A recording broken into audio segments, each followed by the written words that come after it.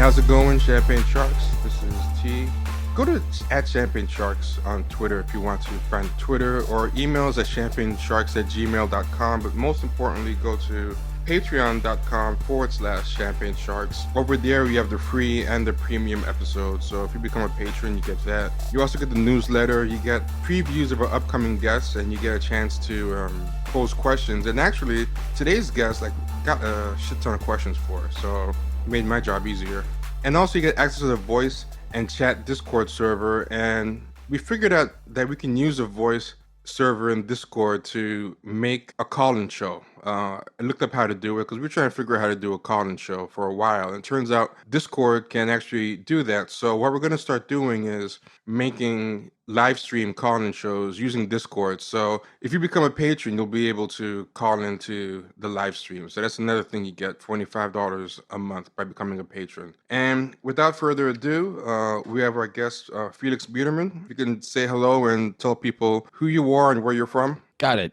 Yeah, I'm actually surprised it took this long for me to do Champagne Sharks. I was waiting for it forever, but I think there was just like we had so many like tours and other shit that it's just like it could never come up. But I'm happy to finally be doing it. Yeah, I kept inviting you guys, but then like I kept saying, "Oh, let's do it," but then you guys kept going on tour. Yeah, exactly. First a book tour, and then that one took so fucking long. Yeah, there was a book tour. Then you guys did some other ones with Europe and stuff, and I just stopped asking because I got Will on. Before it all started. If I knew how bad the book tour stuff was going to be, I would have and I had Matt slated to come on, and then we couldn't do it for some reason, and then the tour started again. So I just said, let me just wait until everything died down. And I just kind of forgot after that. Yeah, no, way she goes sometimes. That's like, that has happened with us so many fucking times, like where we're supposed to get someone on and it's just like, yeah, you just a million things happen and then you just basically forget to ask again. Yeah, but for people who don't know who you are, So I'm Felix Biederman. I am one of the founding and still current hosts of Chapo Trap House. We are, I think, the #1 Patreon still. I don't know. Like, somebody told me that, like, some Twitch streamer who, like, sells access to, a, like, private Snapchat or some shit beat us, which is, like, yeah, okay, good for her. But some people say we still are. I don't know. But, yeah, we're a political comedy podcast that started in 2016. We have written a best-selling book, and, I think we're on episode number 421 now. So, yeah, I also, wrote and narrated the documentary Fighting in the Age of Loneliness, which is a documentary about the modern history of MMA. I've written for Deadspin, Washington Post, New York Magazine, some other stuff I'm probably forgetting. Yeah. Fighting in the Age of Loneliness, that's on the internet? Is that SB Nation? Oh, yeah, it's SB Nation on YouTube. It's like, you just go to their YouTube and watch it. Don't have to pay anything. How hard was that? Did you have to learn a lot on the fly, or was it easier than you thought? So the first, and this is something I thought about a lot with how I wrote it. I really don't like how I wrote the first 2 episodes because I felt like I was more writing an essay. And it was only by the 3rd episode that I sort of realized that I was writing narration for myself. If I could do it again, I would try to get in that mindset of writing narration more than just writing an essay. But around halfway through, I think it became a lot easier to do. The narration was very hard, and I actually completely disagreed with their decision to have me narrate it. If I did it again, I would fucking absolutely hire someone else. I'm like, I don't consider myself particularly good at it. I know that I have a podcast and everything, but I don't really think it's my strong suit. I would definitely take a pay cut to have someone else do it for me. That was maybe the hardest part. I feel scripted stuff is hard in general. Like if I do a live stream and it's not scripted, it just feels really loose. But if I do an episode, like when I did the Hamilton episode early on and I scripted the whole thing, I felt really, really drained after. And I can't imagine doing a whole documentary, a whole audiobook. I feel like people who do that straight, like a 14-hour audiobook and stuff like that, they're real heroes. That's I did audiobook shit too. I did audiobook shit for the book we wrote for our audiobook. Yeah, but you guys were tag teaming that, right? So we were tag teaming, yeah. So I think that's not as bad as doing a straight documentary for however many hours you have to do it. Yeah, and I don't know, I was pretty bad at that too, I thought, but reading scripted narration, I think even if you write it, it's fucking difficult because it's Oh like yeah, it is. I mean, at least for me, like I never imagined how I would enunciate like a sentence when it's coming out. I think it's definitely an ability to be good at narration, and that's why I would have someone else do it in the future. Like I've written bits for the show. Like we definitely did that more when Brendan was part of the show, but the way we would always write them was like make them really loose, so we weren't exactly reading off this sheet of paper and just saying word for word. It was just like the general gist of what we were gonna say. But no, yeah. Again, like yeah, if I did it again, I would absolutely have someone else do it. But the writing it was fun. Writing it I loved. Like I had a great time writing it, and it's the longest thing I've ever written. Like my original draft it would have worked out to probably 3 or 4 hours, and then the main thing is only about 2 hours. But once I sort of hit my stride with it, it was some of the most fun I've ever had writing anything. That's cool. I was thinking about something you just said about that you might be displaced by an e-girl, possibly on Patreon. And you know what? That's pretty good because I think this is a golden age of thirst. And I think if you're gonna lose out to number one spot to something, like I'd want it to be to an e-girl because Oh, I feel like absolutely. I feel like that's the most impossible. Like I'd rather lose out to an e-girl than Jordan Peterson. Because Absolutely. I know a bunch of people with like OnlyFans and shit like that. And like actually one of my friends is like she's a huge OnlyFans creator, like really up there. And she also did Patreon for a while, like Patreon to access private Snapchat. And it's like I think that shit's cool. Like it's like I never fucking understood people who get mad at that ever. Like yeah. Have you heard of people who like snitch to the IRS on those people OnlyFans are girls? fucking freaks. What the fuck is wrong with those people? Like That is the most haterish shit I've ever it seen. really is. It's like just let people like I have an appreciation for how annoying it probably is to be like a hot woman on the internet because all my friends like make fun of how bad my replies are usually, like how bad like just like the low B replies are, like just people who just like they have a Twitter that's just their full name and they're like a degree or two of irony below people who spend all day on there, and people are like it's a running joke with a lot of my friends just that my repliers are the shittiest on the website. They never get jokes.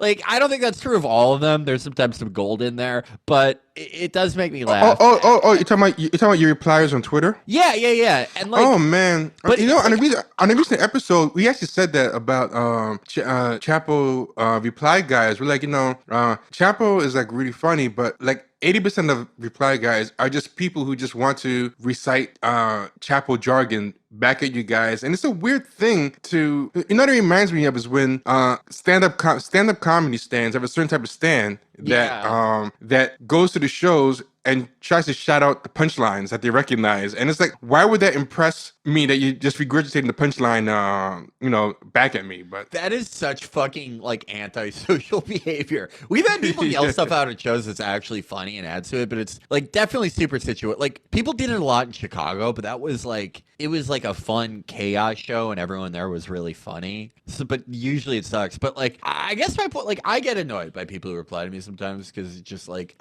there's a wide range of like bad replies. There are guys who are like trying to give you advice about something they don't know anything about. There are people like making a really shitty riff. There are people like being like, oh, I don't know about this one. But like that's just only if I look at it. But that's like every hot woman's replies. No one is more annoying to fucking hot women. Like they really, it's crazy. Like I feel the one person who probably gets the worst of all worlds because she has a lot of overlap to your audience, but also she's popular as a girl is Brandy Jensen. Like her oh my replies God, yeah. are like a hellscape, and I occasionally forget myself and I reply to something that she says, and then I just get hit with 20 follow-up replies. Then when I ask her, I'm like, how do you do that? Like, how do you live? Like I got like a 1 hour window into what your life must be like, and it just seems. And she was like, yeah, I get kind of numb to it. She has probably the worst repliers on the entire site. People like literally just hang out in the replies to her tweet. Like probably I've had that where it's like someone who doesn't even follow me is just hanging out in the replies if like me and Randy are having a conversation. Those are I would say the shittiest. And I think it's because she's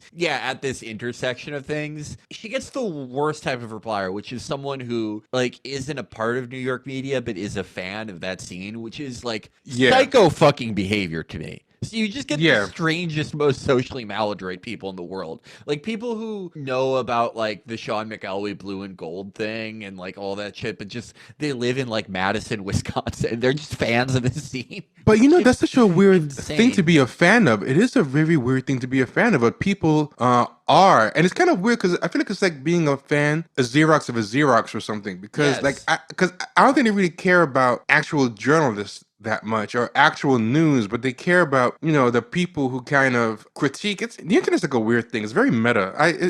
I know what you mean. Like I've met people who come from like out of town, you know, and they'll be like, yeah, you know, I'm in town, you know, let's meet. I'm like, no, Yeah, I I'm have good. no idea who you are. like, Yeah. I like never actually had a conversation with you. It's like I'm getting a lot of that now with quarantine, where it's like I'm getting these very strange messages that are like, it's just someone I've never spoken to in my fucking life. I've never met them, and it's like, hey, I always thought you seemed like a cool guy. I'm interested in boxing. I wondered if you wanted to have a conversation about it. And it's like I feel bad for them because it's like, yeah, this shit. I mean, I'm lucky because I have video games and I have like a bunch of friends who play them, and that's been good for now because you have sort of this social setting that you enjoy. And it's like I would prefer to have the option to be able to go and do all this shit, but it's like been nice to have that. Like I hear other people's voices all the time, and I have a bunch of other shit. Like my family's pretty close, and we do a lot of Zoom calls and stuff. But I imagine that's not everyone. So it probably like if you've had to be inside for 2 months, I would imagine it would make you go insane and do that.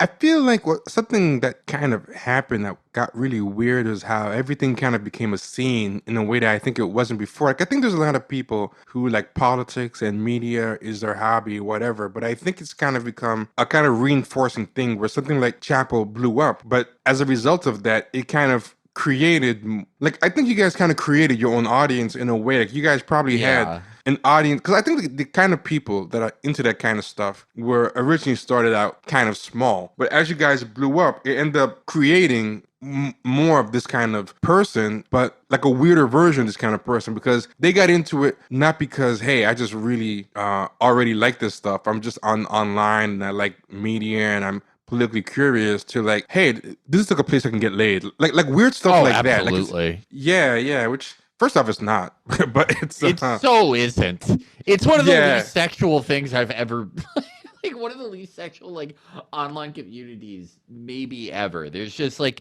zero sexuality or residual sexuality to it. It's actually insane.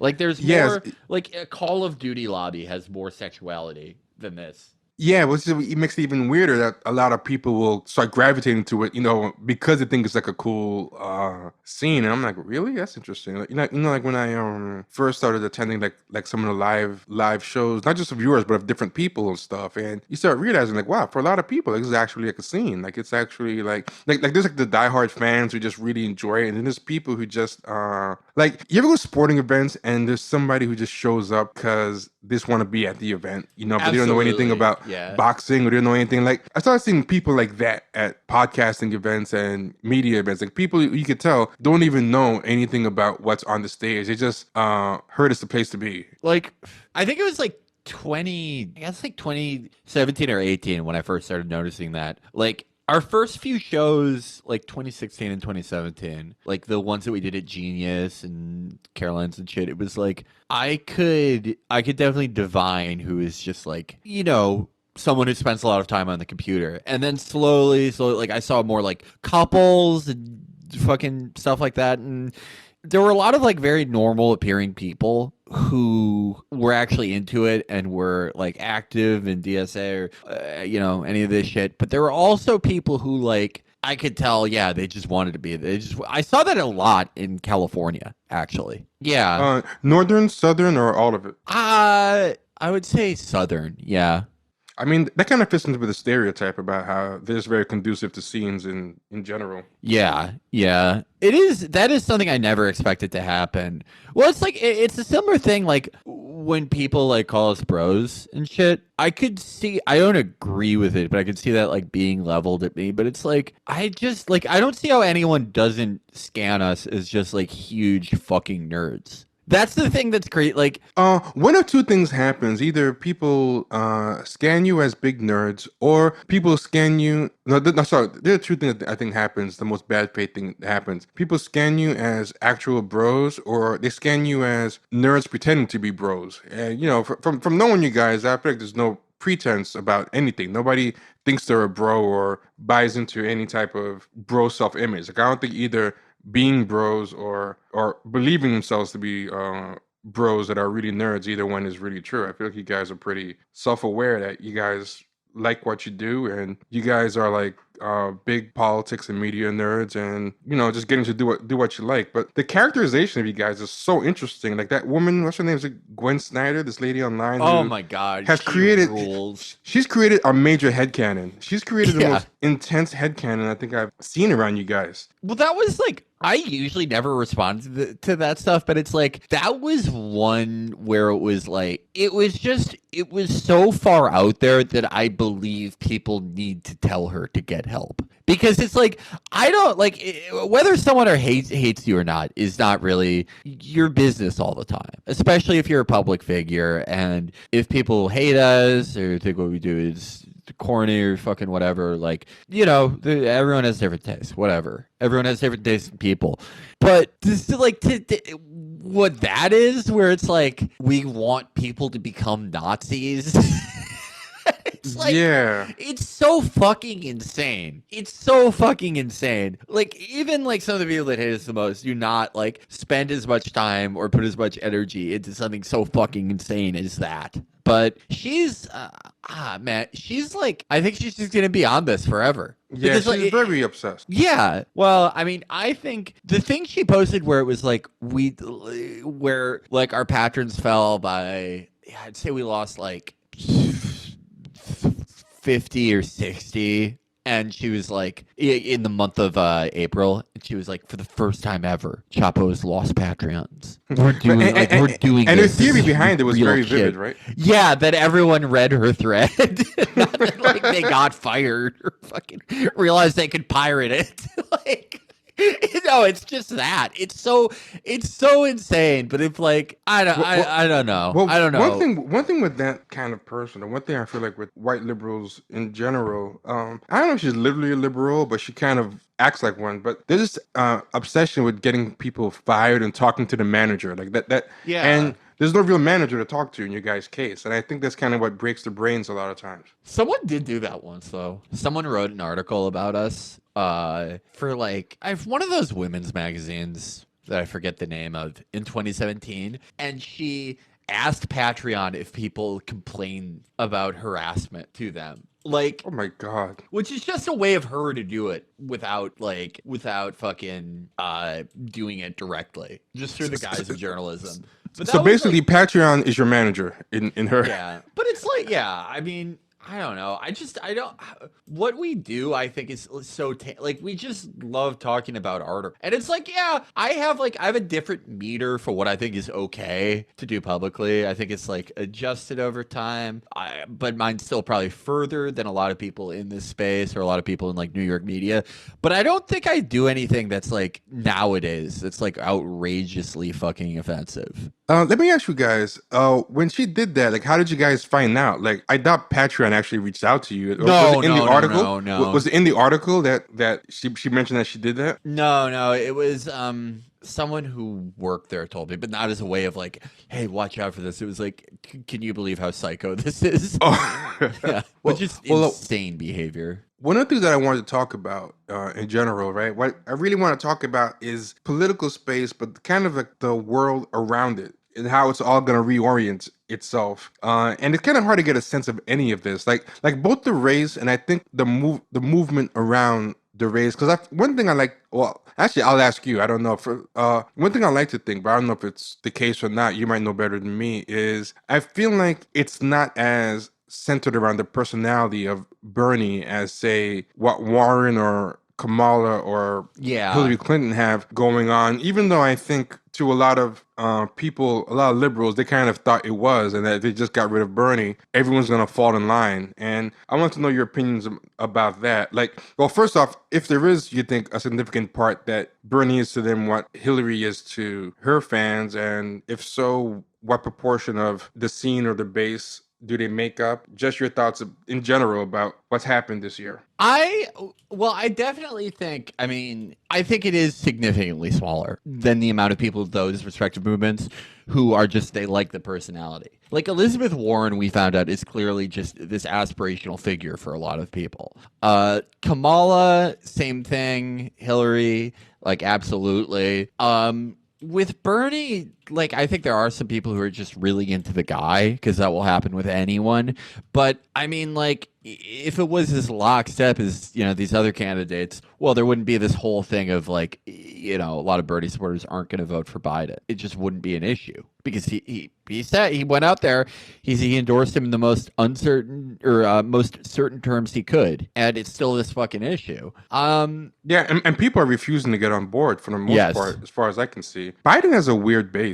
Because it's not really his base. It's funny, like Biden has like the base of leftovers. Like it's like he was running far behind for like a while. Nobody really cared. And then some kind of weird back alley deal was brokered where everyone who was ahead of him just kind of agreed to just get out and dump the support behind him. And it's like, I call it free floating stand energy, where people just have this need to stand something. So now suddenly you have this appearance of so-called Biden bros, but they're not really. I just think they would have stand anybody that the DNC, I think that they're really DNC bros or DNC ladies. Like, whereas Warren and Kamala, I think genuinely have stands around their personality. There are people who love Warren in a very warped way, aspirationally, and same with Kamala Harris. They're not letting it go. But Biden, I'm not buying anybody who's really riveted or no, absolutely standing not. for Biden. Absolutely not. Like, anyone who's really into Biden isn't on Twitter. Like, it just, Exactly.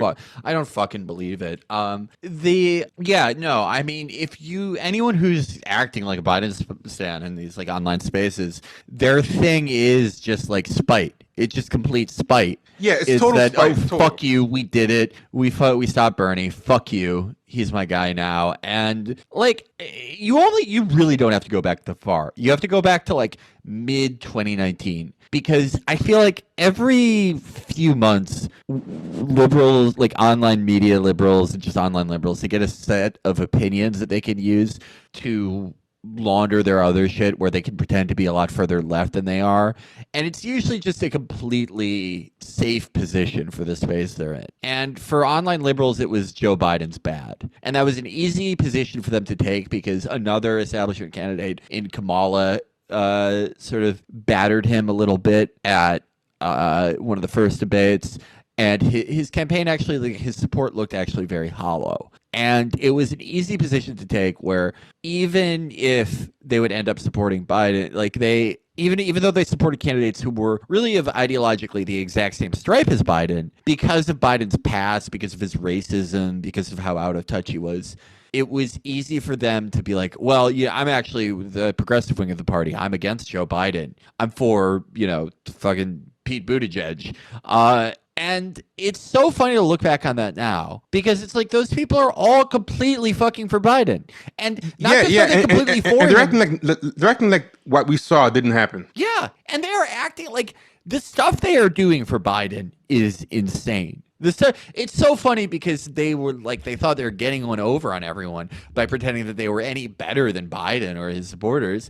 And now they're destroying the Me Too movement for him. They're denying history. They're saying, like, actually busing was a very complicated issue. These same fucking people who used to make all these allusions to some type of like radical racial politics that they never actually held. It's amazing. What they're doing for him is amazing, because he would never fucking do that for any of them. He doesn't give a fuck about them. No, not at all. But it's like, and that's kind of a big problem that a lot of people are having now too, is a lot of the grifters who just go from camp to camp. A lot of them actually aren't happy about Biden because they can't really penetrate that. He's not really chasing the social media crowd. No. He's not really trying to get a bunch of Twitter blue check pundits and court them to be his like he's actually I think less online savvy than Obama is. I think he's kind of old school in how he does things. And Warren was really trying to be like hello kids. She was really trying to be that Steve Buscemi meme, Yeah. you know. And she got like all these social justice influencers and stuff, and it got her nothing. She got like every Black Lives Matter and intersectional feminists and all this stuff. And on the ground, you know, in South Carolina, she came in fourth. Like the type of black people who vote, like black boomers. Black boomers love voting, you know? Yeah. They love voting. Boomers in general love voting, but black boomers like really love voting. I think because they're from that generation where it's a big deal for winning the right to vote. So it's like you have to vote, and those people that Warren got in her camp did absolutely nothing for her. Whereas all Joe Biden did, I don't think even Joe Biden even planned to do as good as South Carolina as he did. I think it was a shock as much to his people as it was to anybody else that there were so many black people who had residual affection for Obama that transferred to him, you know? And I think that, like, my theory is that that's really what made them all reorient behind him, because they were like, look, the Joy Reids and the white liberals of the world, the centrist types, they're all going to vote for whoever is a mainstream establishment candidate anyway. We don't have to worry about them. But everyone else, from number 2 guy, Pete Buttigieg, down to Elizabeth Warren, no one's getting the black vote. And we don't want a repeat of Hillary, where the black people don't come out and it makes all the difference. So I think really just on that one thing, South Carolina, they made everyone else get out and said, look, this guy has like the black vote. Let's go with him. Everyone throw the support behind him, and we'll all give you something after. I think that's the reason why Elizabeth Warren took so long to get out, because she was the oldest. So she's like, I don't have any time to bargain. Like she's like the second oldest behind Biden. So she's like, oh, I could wait 8 years. Buttigieg's like, hey, whatever. I don't care. I've been planning for this my whole life. I have a lot of time. I've got the rest of my life to wait for this. Yeah, and same with like Kamala Harris, has time and stuff. But yeah, I think that's why Warren held out. But yeah, it's fun to see all these people not pretend that they're Biden stands, and he doesn't need that camp that Kamala and Elizabeth Warren and stuff were trying to do. He got the most important section of the black vote. It's just doing nothing but being Jim Crow Joe and not even trying to court them, really. No, not at all. Not at all. And I do think I want to go to something you said that I think is very interesting about how impenetrable Biden world is. This is something I've thought about a lot, how little access the liberal media grifters have to Biden world. Biden world is like a collection of freaks. It's a bunch of Delaware fucking imbeciles and like Biden's family. And Yep. It is funny how much he actually mirrors Trump. Because there was a similar thing where the Republican Party, their main problem with Trump really was that they didn't have access to Trump world. And with Biden, like, I saw this clip on MSNBC of people being like people who do this sort of thing, like all the shit Elizabeth Warren and Julian Castro paid for, where it's getting like social justice media influencers to co-sign their campaign. I saw I wasn't aware of who everyone was, but a couple of them were like that thing. They're social justice like influencers. And they were on MSNBC and they were talking about how like, well, the Biden campaign hasn't reached out to us, and like, so he risks throwing the general election because we can get black people to vote for him. And it's like, if any of this shit worked, wouldn't Kamala have won? Wouldn't have Warren have won? None of this shit. For sure. None of this shit worked. Like, I talk about the one on Joy Reid. Yeah. Yeah. We just did a live stream about that too. Like, those are all people who actually, some people in the panel actually did work for Warren and Kamala, and that's not even made even funnier. You're right. Not only that type of person, but some of those literal people were in those people's camp, and they couldn't deliver in South Carolina. So Warren lost the black vote in South Carolina to Pete Buttigieg. It is. I think it's sour grapes at this point. That it's like it's. I think I don't know. I saw a question in the email about like whether we feel like how dead wrong we may have gotten it with this primary, right? Like how it seemed so in the bag And then after South Carolina, it fucking all fell apart. And I think that's like undeniable. And we were wrong in the end. There's no two ways about it. We were completely fucking wrong because we thought it was a done deal after Nevada. We thought they couldn't stop. We did not think they would kill themselves so much to take it back. But like the other thing is though, like, okay, the and this kind of goes to the first question I see here about what do I think normie outreach to people over like 45 especially. Also to give them people a little context about what you're talking about. Yeah. He's reading. For people who are patrons and on the Discord, they have the opportunity to know who's going to be a guest beforehand and to pose questions. So I sent Felix an email that was a list of questions that listeners had. So that's what he's reading from now. That's what he's talking about. Right. You guys are wondering what's the email. Oh yeah, sorry. But I think so. Those kind of dovetail because one of the reasons that we ended up being wrong is because, well, in 2018 and 2019, I was like, Biden's gonna fucking win because everyone wants to feel normal again. But then after the collapse, after Iowa, after Nevada, how could you still fucking think that? And also, I think it would be pretty fucked up if while the Bernie campaign was going on that I was like, Biden's going to win. If I was saying that in like fucking December. A, because it was completely not apparent that he was anymore. It looked like he was collapsing. But B, because like we're trying to do something here. We're trying to go for this huge sort of last ditch effort, and it's like I don't want to fucking tell everyone that I think Biden's going to win. I mean, I also didn't at that time, even if I did think that earlier. But one of the reasons I would say that we ended up being wrong is there is a huge part of the Democratic electorate that's hugely affected by cable news, right? But there's also a huge chunk of it that went for Biden, despite agreeing with Bernie on all these things, who are not reached by either really cable news, especially not by online media. And whatever, like, I always thought it was funny when people would be like, sort of try to opportunistically like rip into us after the Bernie collapse. Like, oh, good job, you fucking idiots. It's like, no, we don't appeal to the people who ended up voting for Biden. Neither do you. Neither does anyone you know. Neither does anything you watch. Where they get political information from and how they process it is a complete fucking black box to me, you, and everyone. Yeah, it totally is. And I kind of get annoyed that people, like, it's almost treated as whining to say, oh, it's the media bias thing. And I think one of the reasons why people say that is because it sounds very right-wing. People are used to the right-wingers saying that. So they feel like, oh, if I say the media is biased, I'm going to sound like a right-winger. So everyone tries to examine these things in a vacuum, like saying, what could Bernie have done to get his message out? Where did his message go wrong? And to me, it's like a tree falling in the forest with nobody to hear it. He could have said anything. No matter what he said, they were gonna take a soundbite and switch it to something else, Yeah, absolutely. And I think like therein lies the issue of the Bernie campaign and sort of the issue with running a national campaign within the Democratic Party against the Democratic Party business as usual. Trump resonated with Republican voters attacking the Republican establishment and the media because it was them sort of reaping the whirlwinds of the Tea Party movement. That became part of the ethos of the Republican Party. But Democrats generally like other Democrats, as fucked up as that may seem. Yeah, and it's not like exactly a very reliable national electoral method. But Democrats, your problem lies in the fact that Democrats just think other Democrats are good.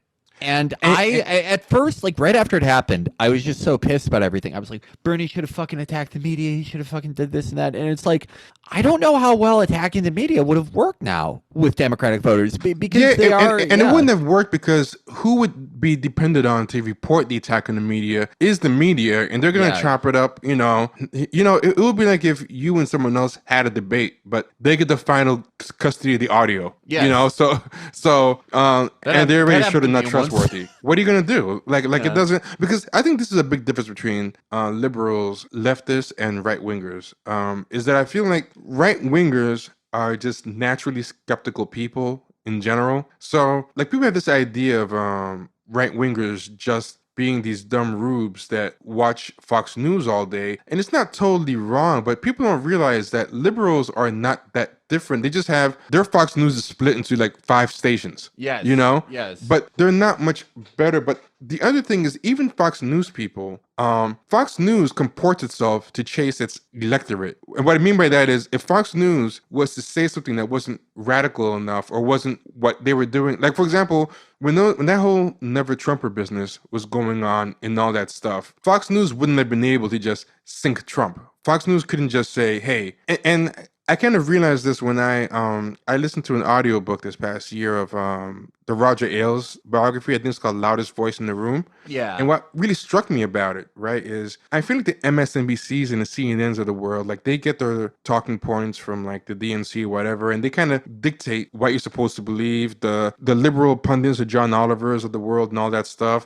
And I feel like the NPR tote bag crowd follows that lead. But what I found really interesting when I was reading or listening to the Roger Ailes book, they're chasing the opinion on the ground. And they realize if we don't say the right thing, like for example, if they say something and the talk radio fringe is saying something different, and what the talk radio fringe is saying they like more, their base will leave them at any given point. Like National Review does not have any sway, or like whatever the liberal version of National Review is, say it's like Atlantic or NPR or whatever, that, you know, heady intellectual crowd, a lot of liberals will comport themselves to that point of view. Whereas the average like Republican voter, they don't care about National Review. To them, National Review is like one step away from the liberal snob that they make fun of at the Atlantic. I think also, I mean, like the thing I ultimately thought that this election was about was whether you could get Americans who had been beaten down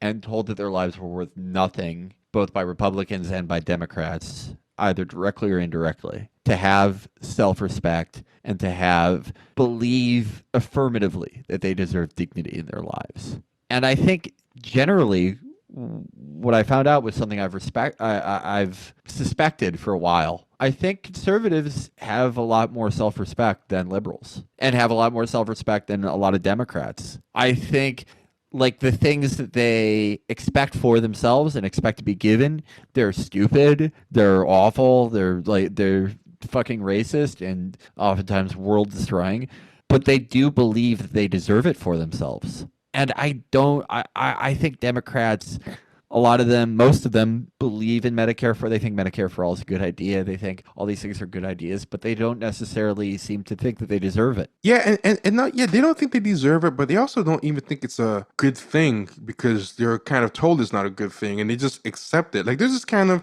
like when you look at something like The West Wing, I know it's kind of trendy to make fun of The West Wing now and stuff, but there is this kind of thing about the worship of a Jed Bartlett type, or in real life, an Obama type, or the DNC, that's almost different than the one of Republicans and Trump, that I think is almost worse. And what I mean by that is they think that this person is like a benevolent person that is, if they tell you, you know, that's not only do you not deserve it, it's actually not good for you to have that. They'll just be like, well, if you say so, yeah, and then just go ahead and march. Whereas I think the people who like worship Trump just want to stomp on liberals or stomp on minorities or stomp on whatever, but even though, like you said, even though what they want or blame is stupid, in their mind, that person is giving them what they want. And if that person stops giving them what they want, they're going to go somewhere else. No, yeah, I mean, maybe it's like suburban entitledness or some things, but it's just, that was the saddest thing of the primary. That was the true saddest story to me. Because like when we were in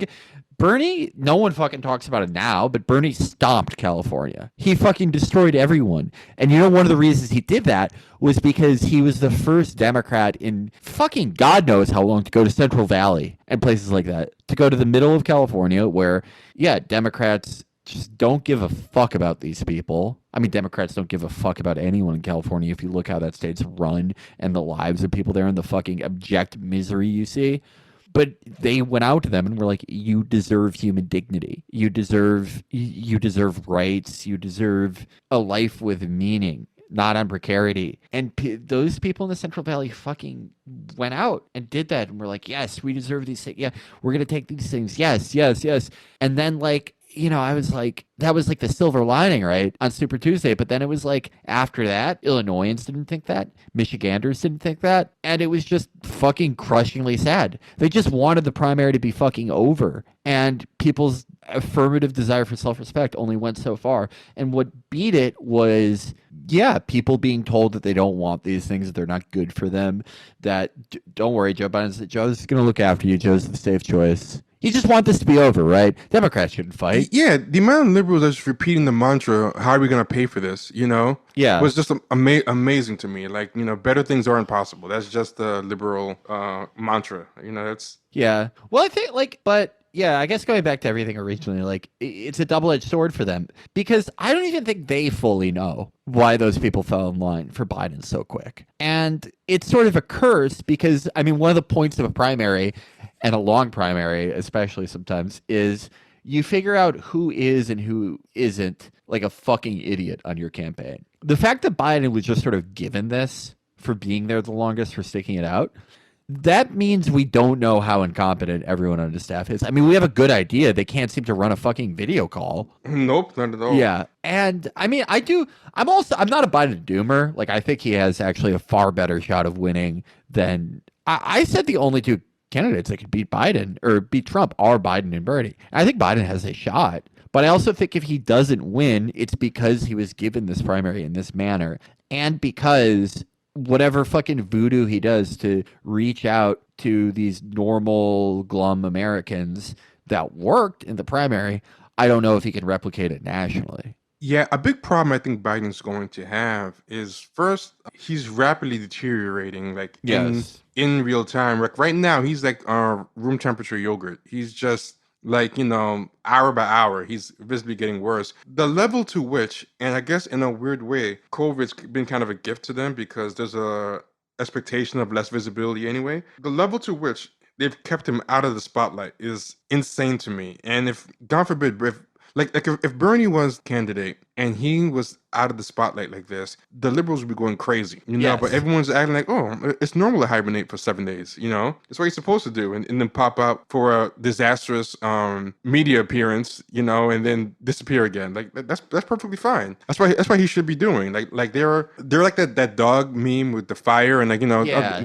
this is fine. But the thing that's like craziest to me about everything that's happening, I think, with the deterioration happening right there, but also the level to which it's been untested. And this is where I think is a valid criticism of Bernie, is that he never wanted to go for the jugular, even when it was down to just the two of them. A lot of these things are going to be very untested when it's time to go to Trump. And Trump's already getting ready to mock these things. Do you see the 404 error message? Yeah. Yeah, that shit was hilarious. I mean,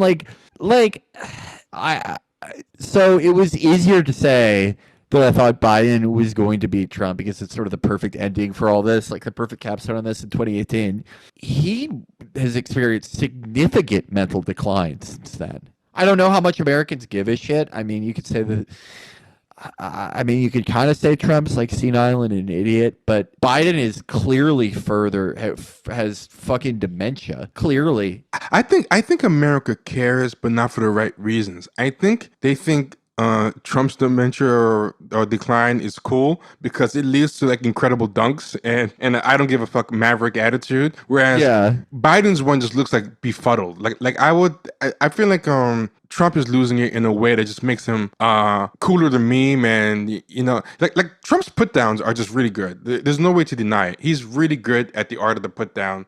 What he did to Jeb Bush is like the stuff of legend. Like he's like a master like real life troll, actual online troll, and I just don't see Biden standing a chance. And I think that's the reason why they're going to care about his dementia, not because they care about competence on the job or anything, but just the optics of him looking foolish. That's what I think going to be the problem for Biden with his dementia. Yeah, that is a huge issue. Like, do you remember in 2018 when Joe was going like, if I ever heard anyone talk about women the way Trump did, I would take him out back and kick his ass. And it was stupid and everyone groaned at it, but it was like, knowing what I know about Americans, that's when I was like, he could win. Exactly. Because Americans love stupid shit. like They that. love, yeah, yeah. Yeah. They like, yeah, especially if the stupid shit wins. If you look like a winner, they'd rather have a stupid guy who looks like a winner than a smart guy who looks like a loser. Yeah, And and I, Biden is a stupid man, and he always has been. yeah, but he used to be a stupid guy that you could mistake for a winner, whereas now he looks like a stupid guy you gotta put in a rocking chair and just leave in the corner somewhere. And I think that's when his stupidity is going to hurt him. If he was like as dumb as ever, but seeming like he's a cowboy and you're gonna kick ass, I think he'd be okay. And I think that's what I think worries me about him. That and the idea that he's gonna have to defend a lot of this stuff on the fly way too late because the public won't be inoculated against it because everybody had kid gloves against him. The only person that I saw who really kind of took a chance to go at him was Kamala Harris, that one debate where she tore into him. But other than that, people, I think, Castro asked questions about his basic competence, and that was, I remember everyone. I mean, I really dislike Castro. I think he's one of the most cynical actors in Democratic politics. He's just a complete fucking fraud. But he did ask the very fair question. Basically, if Biden knew where he was, and people acted like it was fucking unfair at the time. But he did try to warn everyone. I mean, here's what, if I was working for Trump and I was like, how do we win this? You have to make Biden look like what he is, which is like this stupid old baby that the entire party's taking care of. This hobbled, weak baby. And it's like, yeah, he's got his work cut out for him there. Like, it's like everyone is just taking care of this decaying infant. yeah, the comparison like I've seen other people use is like Weekend at Bernie's, where people are just kind of walking this body around, just pretending everything's fine, and Yeah. just propping him up, and I think no one's gonna notice that they're propping this thing up. To go back to the question that the listener asked, I didn't leave names on this, so I forgot who asked this, but like, what do you think the reaching out to people over 45 is going to be like, in the future? Because I don't think we can do it through traditional media channels. And I think a big problem is like right wingers of all ages and demographics, I think, are very open to alternative media. They don't even, they're not as slavish to Fox as people think. I think they listen to Fox mostly because Fox mirrors what's happening under other modes of communication. If anything, Fox will recruit like the Milos and the Breitbart types and whatever. They kind of have a pipeline in a way that the mainstream media is not going to draft to the major leagues from like the online left or the podcast left. That's not going to happen. Like there's a Right. hostility between the legacy liberal media, the left wing alternative media, in a way that there's not on the right. People kind of tend to fall in line and they kind of recruit from their weirdos. Like Daily Caller gets actual like white nationalist bloggers, like Yeah, fringe weirdo yeah. reactionary bloggers. Like they literally get those types. So like, what do you think the solution is? Because to me, I think that's a hard nut to crack. I think it's hard to break that. Well, I think that if we're going to look for silver linings in the Bernie campaign, of which I think there are actually many. Like, there were some major victories. Bernie did great in states where they had a significant organizing presence in. I think a lot of the problem, one of the reasons they lost South Carolina by such a big margin, it was like they barely tried there. But this is good news and bad news. I think that you can get a significant amount of poor people to vote, and a significant amount of, I guess you could say normies to vote or be politically involved. However, I think it would take at least a decade of organizing. I think that if you can get them involved and you could make people realize that they should have these things that are inalienable rights as human beings, like healthcare, like just a life of dignity, being treated like a human being, I think, potentially sky's the limit. But I think all this is easier said than done. Everyone loves saying organized. They don't even know what they mean. I don't really even know what it means. I don't know what it would look like. It would take a sustained effort with a financial network the size and scale of the Bernie campaign. I think it's hard to channel all that into a more amorphous and less linear and finite goal than getting Bernie Sanders to the White House. I think that's your entire problem. I think if you could get maybe even like half of what the Bernie campaign had working towards that goal of organizing poor communities with full-time organizers and shit, you could get a lot out of that. But I don't know how much of a will there is right now.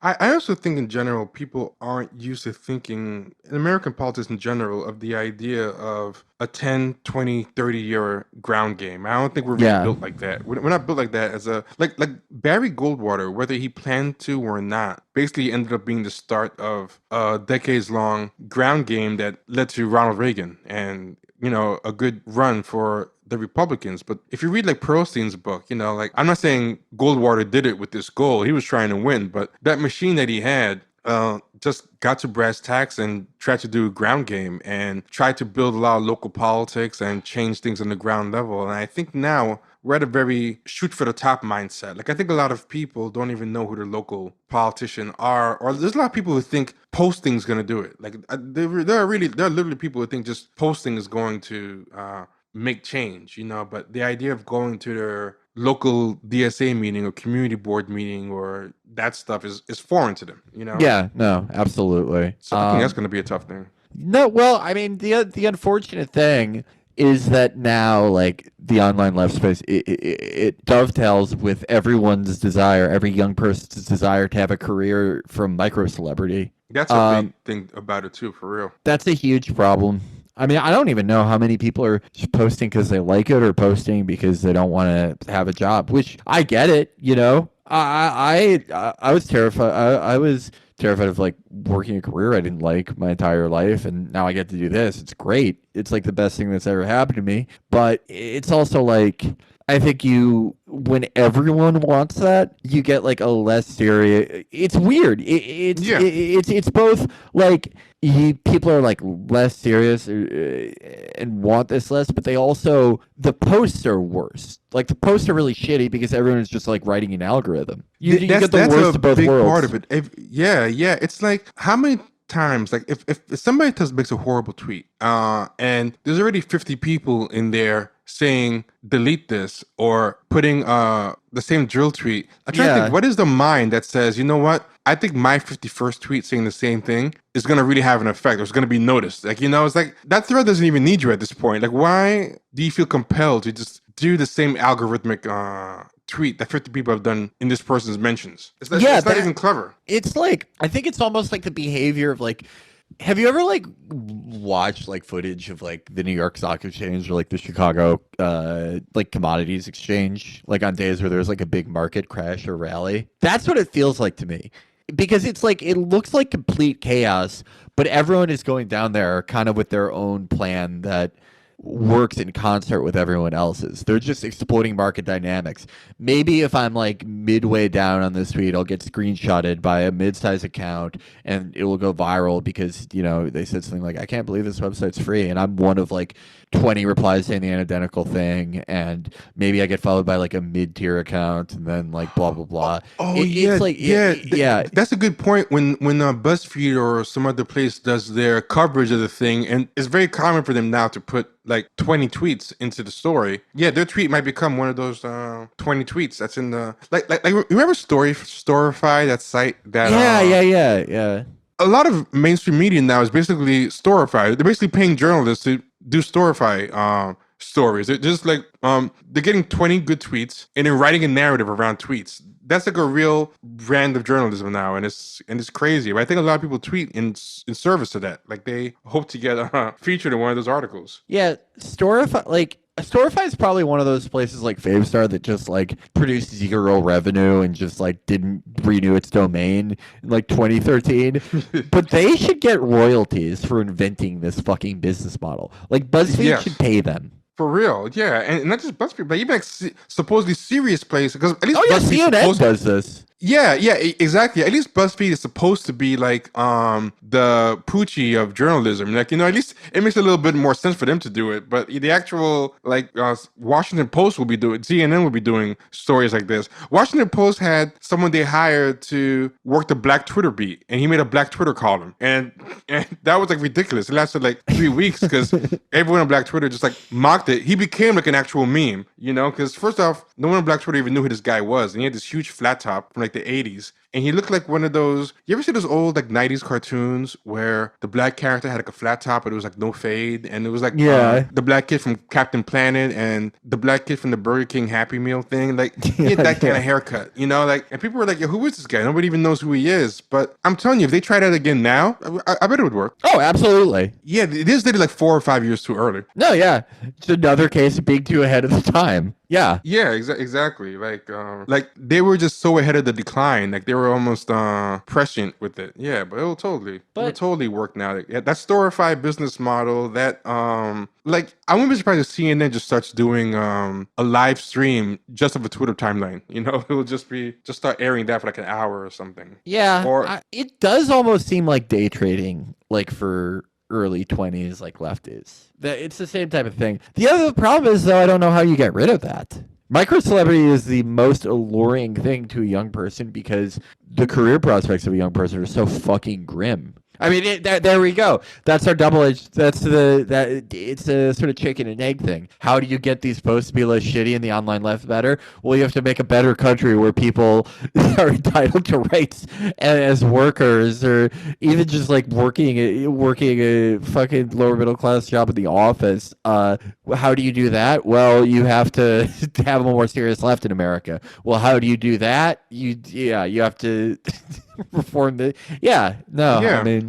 But you know, the thing too, I think is a problem is that I think in general you can't get a lot of people in anything, and the quality remains good because the sad truth is, most people are not that original. They're not that clever. So I think that's kind of hurt the space in that. I think the online left, or so-called weird Twitter, which I don't think anybody actually called themselves that. I don't know where that moniker came from, but it was a small enough group that most people could be really, really clever. You know, you can actually have most people in it, but most people aren't that clever. So most of these people are just like 1 year out of being normies. You know, so when they get into the space, they can't create like a drill type post. They can't do that. They can't construct a tweet like Rob Delaney. They can't construct a tweet like you or Will Menager or whoever. So you join this space, you feel like you want to be like your heroes, and you're not gonna be able to create a new phrase. You're not gonna be able to create a new format. Like what Randy G Dub does is like, you know, art. There should be some way to like monetize that or something. It's like it should be he should be well known. You know, that post office tweet that Randy G Dub did where he said like another day in the post office tearing up absentee ballots. Like that's like a modern day like Andy Kaufman stuff. You know, most people can't do that. So what do? They just Well, I feel bad for Randy because Randy's made so many like amazing fucking posts, and people have run his formats into the ground, and now they become like that's an example of a type of genre of tweet I fucking hate now, is when someone's like, "Oh, I worked in a fucking hospital and I killed." It's like, no, Randy already did that, and he did that better than anyone else, and he like got on the news doing it. But it's like now we just think that joke format's like it scans as being hack, even though the guy that did it wasn't doing it to like start a media career. He just thought it was funny, and it was. Yeah, like, and it was generally funny because of the novelty of it. It was brand new, and now you're just doing it as it's like the Family Guy joke where it's funny because you recognize it. It's not even a good joke. It's just like hey, I know that joke, you know, and that's it. Yeah. I think a lot of people like they have a lot of kids on the website, which is to say like there are just dozens of fucking people, a lot of them with like actually huge accounts, who just their entire thing is like imitating what someone else did while the first person to do that. Yeah, and some of those people will get bigger than the original people. Yeah, Randy might have the most imitators, at least on this part of Twitter. All right, y'all. So that is the end of part 1. Go to, again, patreon.com/champagne sharks, or click the link in the show notes to get part 2. Be good.